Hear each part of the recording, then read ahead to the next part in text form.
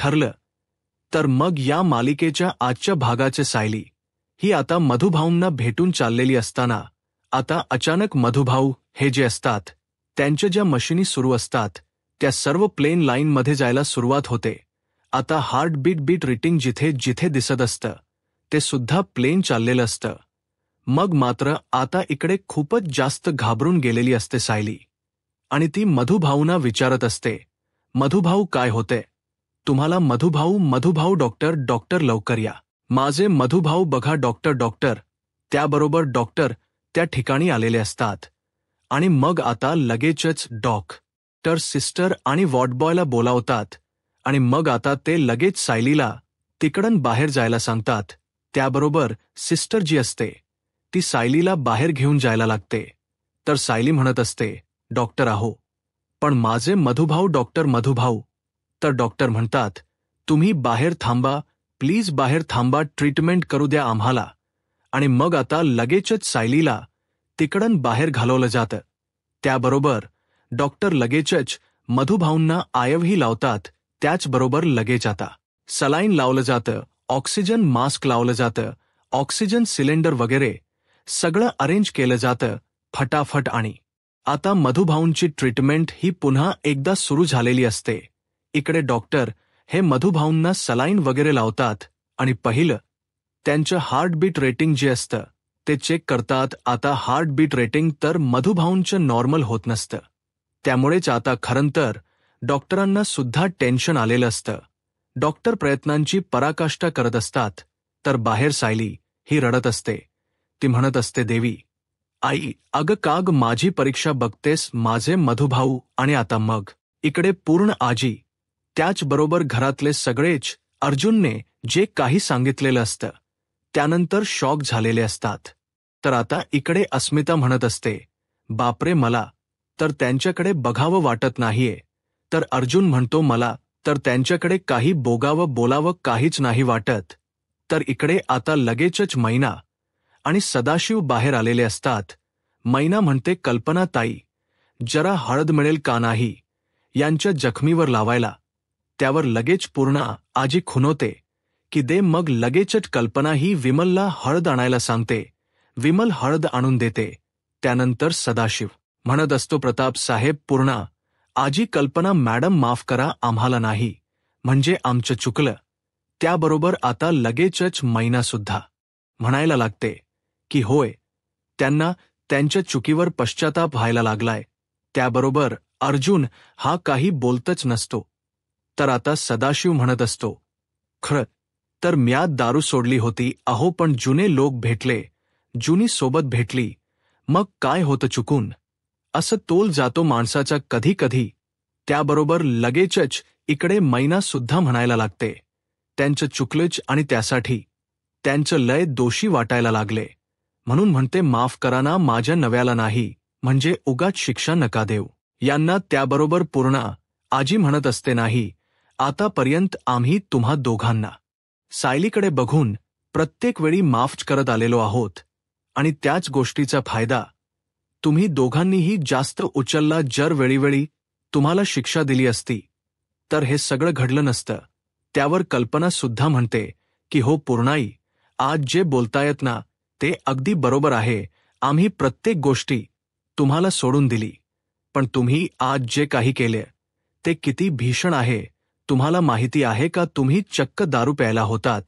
त्याबरोबर आता प्रताप म्हणत असतो, काय ना सदाशिव भाऊ, तुम्ही विसरत असाल तर तुम्हाला सांगतो, आमचा मुलगा तुमचा जावई हा पनवेलमधला खूप मोठा आणि एक नामवंत वकील आहे आणि तो मोठमोठ्या गुन्हेगारांना शिक्षा देऊन तुरुंगात पाठवतो. पण आज त्याच्यावर त्याच्या सास्यांना सोड उडवण्याची वेळ आली आहे तुमच्यामुळे. त्याबरोबर प्रिया म्हणत असते, नक्काच यांचा विचार करू, यांना घराच्या बाहेरच काढून टाका, कमीत कमी माझ्या डोक्यावरची टांगती तलवार तरी निघून जाईल.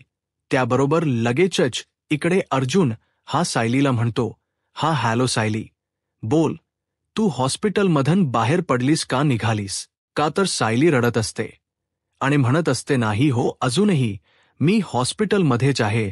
त्यावर अर्जुन म्हणतो, सायली काय झालं, तू का रडतेस? मधुभाऊ. त्याबरोबर सायली म्हणते, मधुभाऊंची तब्येत खूप खराब झाली हो. मला काय करावं काय नाही काही कळतच नाहीये. मला खूप काळजी वाटते हो. मधुभाऊंची ते पल्स रेट की काय ते वाढले आणि त्यांचं बीपी सुद्धा खूप हाय झाले हो. मला काही कळत नाहीये.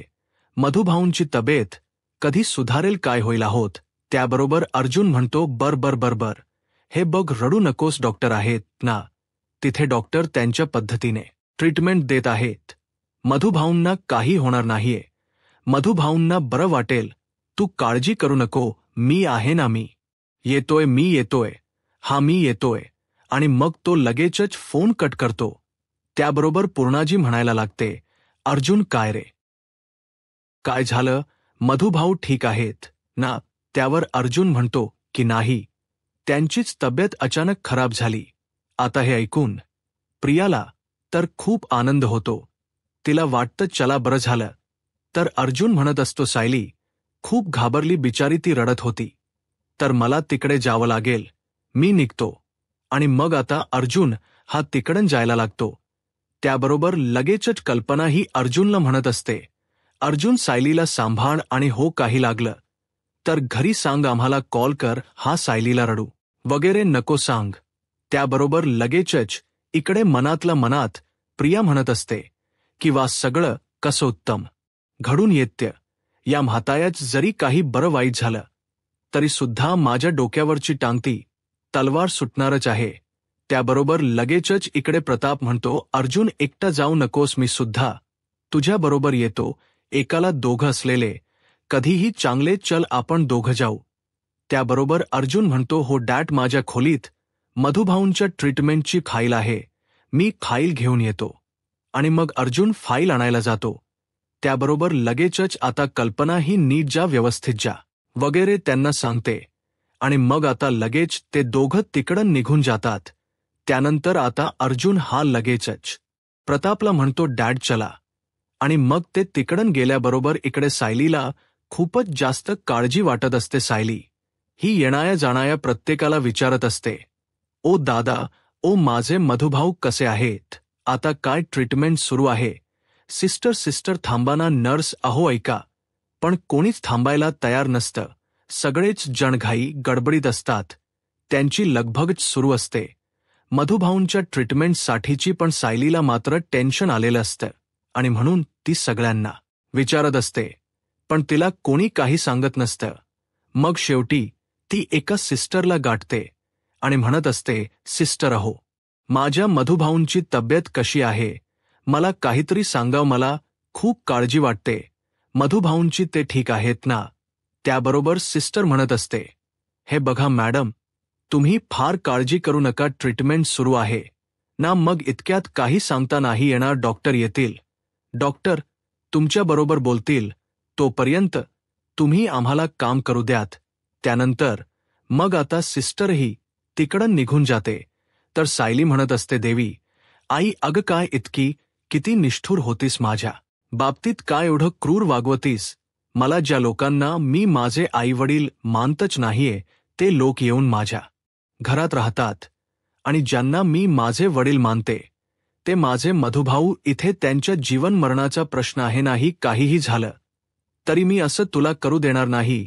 जर माझी तुझ्यावर खरी श्रद्धा असेल तर तू माझ्या मधुभाऊंना काही होऊ देणार नाही. एवढं बोलून सायली तिकडं निघून जाते. तोपर्यंत प्रताप आणि अर्जुन त्या ठिकाणी पोहोचतात. आता अर्जुन आणि प्रताप म्हणतात सायली गेली कुठे. त्यावर प्रतापला सुचत तो म्हणतो अरे औषध वगैरे आणायला गेली असेल. चल आपण बघूया. आणि मग ते दोघेही जण सायली कुठे आसपास दिसते का ते बघतात. प्रताप म्हणतो तुला सापडली का. अर्जुन सांगतो नाही मला कुठेच नाही सापडली डॅड. त्याबरोबर मग प्रताप म्हणतो अरे ही अशी अचानक गेली तरी कुठे. त्यावर अर्जुन म्हणतो मगाशी रडत होती. एक मिनिट सिस्टर इथे माझी बायको होती सायली. सुभेदार ती कुठे गेली. त्याबरोबर मग सिस्टर सांगते की मघापासून तर त्या इथेच होत्या. खूप रडत होत्या पण आता कुठे गेल्या काही माहीत नाही. मे बी बाहेर गेल बहुधा. आता त्याबरोबर इकडे सायली ही अनवाणी पायाने निघालेली असते मंदिरात जाण्यासाठी आणि ती चालत असते रस्त्याने. आता ती हॉस्पिटलपासून फार लांब गेलेली नसल. यामुळे अर्जुनला लगेचच ती सापडते. अर्जुन तिला म्हणतो, सायली, अगं काय हे सगळं इकडे, मी तुला हॉस्पिटलमध्ये शोधतोय. तू रडत होतीस आणि आता अशी तू अचानक बाहेर निघून चाललीस आणि तुझ्या पायातल्या चपला कुठे आहेत? त्याबरोबर सायली सांगत असते, मी अनवाणी पायाने देवी आईच्या देवळात चालली. मी देवी आईला जाब विचारायला चालली.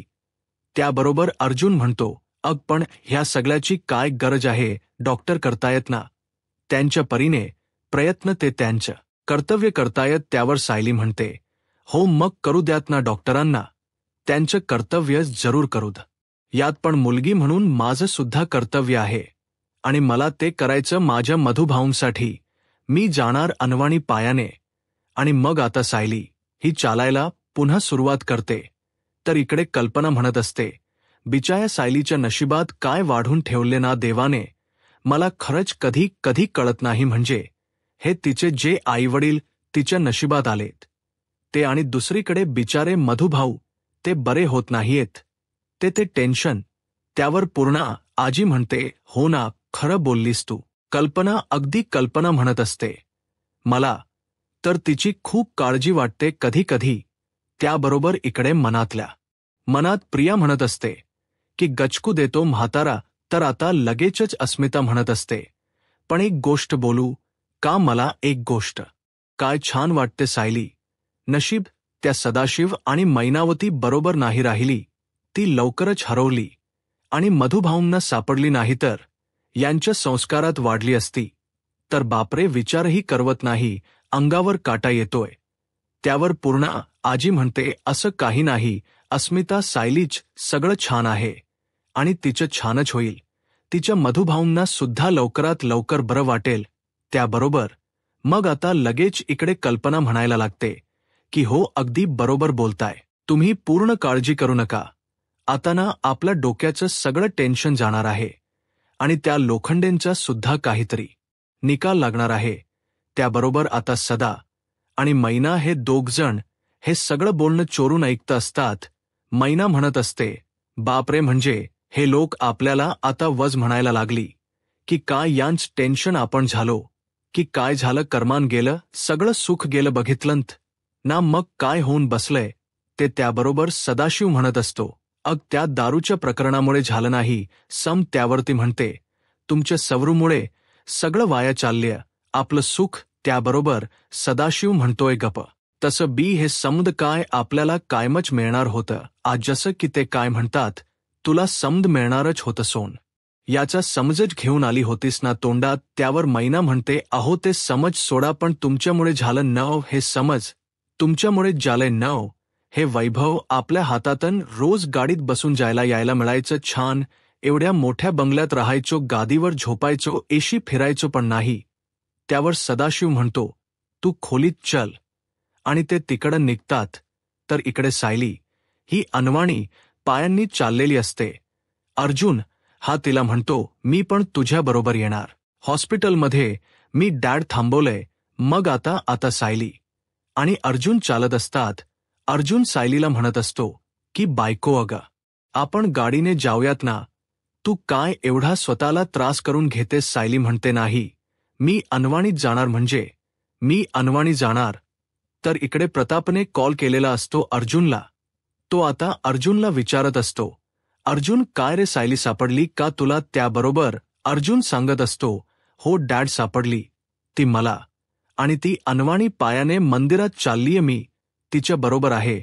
त्याबरोबर प्रताप म्हणतो, बरोबर, ठीक आहे तुझ्या. त्यावर अर्जुन म्हणतो, डॅड हॉस्पिटलमध्ये. त्यावर प्रताप म्हणतो, नाही, तू इकडची काही काळजी करू नको, चैतन्य आलाय माझ्या बरोबर, आम्ही दोघं सगळं मॅनेज करतो. तू सायली बरोबर राहा, सायली बरोबर थांब. तर इथे आता सायलीच्या पायामध्ये काच घुसलेली असते. आता अर्जुन तिला पकडतो. त्याबरोबर सायली म्हणते, नाही, काही नाही, आणि मग ती स्वतःच्या हाताने पायात घुसलेली काच काढते आणि त्यानंतर मग ती पुढे चालायला लागते. आता सायली ही तिकडून चाललेली असताना अर्जुन हा ते रक्त बघून म्हणत असतो, सायली, अग थांब सायली. पण सायली काही थांबत नाही. ती तशीच पुढे चालत गेलेली असते. आता ती देवीच्या देवळापर्यंत शेवटी येऊन पोहोचलेली असते. आता देवळाजवळ आल्याच्या नंतर मग अर्जुन हा सायलीला म्हणतो, सायली सावकाश चल सायली. ही पटापट चढत चाललेली असते आणि आता ती देवीच्या जवळ दारात जाते आणि आता देवीच्या समोर ती हात जोडते. सगळ्यात अगोदर स्वतःच्या खांद्याची बॅग काढून ठेवते आणि मग देवीजवळ हात जोडते आणि मधुभाऊंना बरं वाटण्यासाठी प्रार्थना करू लागते. त्यानंतर ती आता म्हणायला लागते की मी प्रदक्षिणा घालते आणि मग ती प्रदक्षिणा घालायला सुरुवात करते. आता सायली प्रदक्षिणा घालत असताना तिला त्रास होत असतो, कारण तिच्या पायाला लागलेलं असतं, पण तरीसुद्धा मधुभाऊंसाठी करायचं असतं आणि यामुळे सायली ही प्रदक्षिणा घालतच चाललेली असते. आताच प्रदक्षिणा घालत असताना तिला मधुभाऊंनी बोललेला प्रत्येक क्षण आठवत असतो. तू माझ्यासाठीच आली आहेस, तुला देवाने माझ्यासाठीच पाठवले असं कधी कधी सावबाळा मला वाटत असतं. तुझ्याकडे बघून खरंच तू आलीस आणि मला खूप आधार वाटायला लागला. तुझ्या सायली आता या सर्व गोष्टी आठवत असते आणि तिला खरोखर छान वाटत असतं. मधुभाऊंना लवकर बरं व्हावं अशी ती प्रार्थना करत असताना दिवाळीत मधुभाऊ तिच्याकडे आले होते. तो प्रसंग सुद्धा तिला आठवतो. मग आता देवी आईकडे ती साखर टाकत असते की माझ या मधुभाऊंना बरं वाटू दे. एका बाजूला सायली ही देवी जवळ आशा व्यक्त करत असते, इच्छा मागत असते, तर दुसऱ्या बाजूला डॉक्टर ट्रीटमेंट करत असतात आणि मधुभाऊंची तब्येत हळूहळू सुधारतही असते. अर्जुन मात्र सायलीचा हा त्रास बघून खूप नाराज झालेला असतो. त्याला वाईट वाटत असतं. तर आता इकडे प्रिया ही मनातल्या मनात म्हणत असते की नाही काहीही झालं तरीही सदा आणि मैना या घरात फार काळ राहता कामा नये, नाहीतर माझी सगळी वाट लागून जाईल. मग ती आता पुढे सरसावते आणि म्हणत असते, नाही मला माहिती आहे, तसंही या घरामध्ये माझ्या बोलण्याला काही किंमत नाहीये. माझं बोलणं शून्यातच मोजलं जातं, पण तरीही आता सुभेदारांची सून म्हणून मला गप्प राहावत नाही आणि म्हणूनच मी आता बोलायचं ठरवले. ते सदा आणि मैना खरोखर खूप चुकीचे आहेत. ते किती लोक स्टँडर्डचे आहेत ते तुम्हाला कळत नाही का? तो सदा दारू पिऊन अशा माराया करतो रोडवर. आज त्याच्यामुळे अर्जुनच्या अब्रूला धक्का लागलाय आणि ती मैना हाताला खोट लागल्याच नाटक करून आपल्याकडून पैसे लुबाडते. खरोखर किती वाईट आणि क्रूर लोक आहेत. ती हे सगळं खूप चुकीचं आहे. पण आता तुम्ही लोक हे सगळं खपून घेताय ना, म्हणून त्यांचं चाललं. मला तर वाटतं तुम्ही त्यांना घराबाहेरच काढलं पाहिजे. पूर्णा आजी म्हणते की चला मी माझ्या खोलीत जातेत. यावर लगेचच अस्मिता म्हणते, चल मी सुद्धा तुझ्या बरोबर येते. आजी त्याबरोबर लगेचच कल्पना उठून तिकडनं निघून जाते. आता प्रिया म्हणत असते, अरे थांबा, मी काय मूर्ख आहे का? महत्वाच्या विषयावर बोलत होते ना मी. सगळे कुठे उठून लगेच निघून गेलात. त्याबरोबर इकडे सायली ही प्रदक्षिणा मारत असते. आता एवढ्या प्रदक्षिणा मारलेल्या असतात तिने की आता ती थकलेली असते. अर्जुन तिला आधार देण्यासाठी तिच्या जवळ आलेला असतो, पण सायली ही अर्जुनला खुणावते की नाही मला आधार नको आणि मग ती स्वतः चालायला लागते. त्याबरोबर इकडे डॉक्टर सिस्टरला सांगत असतात की चला हळूहळू पेशंट कव्हर झालाय. आता पेशंटचा पल्स रेट सुद्धा खाली पडलाय आणि सगळं व्यवस्थित झालंय. त्यावर हे ऐकून सिस्टरला सुद्धा बरं वाटतं. तर इकडे आता सायली ही प्रार्थना करत असते की मधुभाऊंना बरं वाटू देत. तर अर्जुन हा हे सगळं फक्त बघत असतो. आता तो सुद्धा सायली आली की सायली बरोबर हात जोडायला सुरुवात करतो मधुभाऊंसाठी. ते दोघेही नवरा बायको काळजी करत असतात. त्यानंतर मग आता वेळ आलेली असते ती म्हणजे देवी आईच्या आरतीची. आता सायलीने देवी आईची आरती करायला घेतलेली असते. एका बाजूला सायली आरती करत असते, दुसऱ्या बाजूला डॉक्टरांची ट्रीटमेंट सुरू असते. इतक्यात अर्जुनचा फोन वाजतो. अर्जुन फोन उचलायला बाजूला जातो तर फोन चैतन्याचा असतो. अर्जुन हॅलो बोलल्यावर चैतन्य लगेच सांगतो, अर्जुन अरे मधुभाऊंची तब्येत सुधारली आहे डॉक्टरांनी, आता ते आउट ऑफ डेंजर आहेत असं सांगितलं. सायली वहिनींना लवकर सांग. त्याबरोबर अर्जुन म्हणतो हो ठीक आहे, बरं चैतन्य मी ठेवतो, आणि मग तो फोन कट करतो. त्याबरोबर लगेचच आरतीला येतो. आता आरती इथे. दोघेजण पहिली पूर्ण करतात, आणि मग आरती पूर्ण झाल्याच्या नंतर मग अर्जुन हा सायलीला सांगत असतो बायको, मधुभाऊंची तब्येत सुधारली, मधुभाऊ आता एकदम व्यवस्थित आहेत. देवीने तुझं ऐकलं.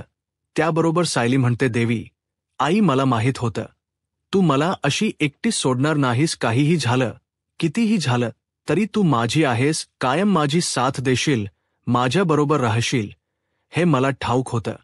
तुझ्यामुळे आज माझ्या मधुभाऊंना बरं वाटलं. अशीच त्यांच्या पाठीशी राहा आणि लवकर लवकर अगदी त्यांना बरं कर. एकदा का ते बरे झाले की मग बस, मग बाकी मला काही म्हणजे काहीही नकोय. खंच. त्याबरोबर आता इथे सायली ही अर्जुन बरोबर हॉस्पिटलला आलेली असते. अर्जुन तिला विचारतो, तू मधुभाऊंशी काय बोलत होतीस? त्यावर सांगते, मी माझ्या आई बाबांबद्दल बोलत होते. त्यावर अर्जुन म्हणतो, आई बाबांबद्दल? अच्छा, म्हणजे मधुभाऊ जर तुझ्या आई वडिलांना ओळखतात तर सदाशिव आणि मैना तुझे आईवडील आहेत की नाही हे मधुभाऊंनाच माहिती आहे. मग आता सायली आणि अर्जुनने सदाशिव मैनाला हॉस्पिटलला बोलावलेलं असतं, आणि मग ते मधुभाऊंना दाखवतात आणि विचारते सायली मधुभाऊंना, मधुभाऊ हे माझे आई बाबा आहेत का नाही? सदाशिव मैना घाबरलेले असतात. यूट्यूब चॅनलला सबस्क्राईब करा आणि व्हिडिओ लाईक करा. धन्यवाद.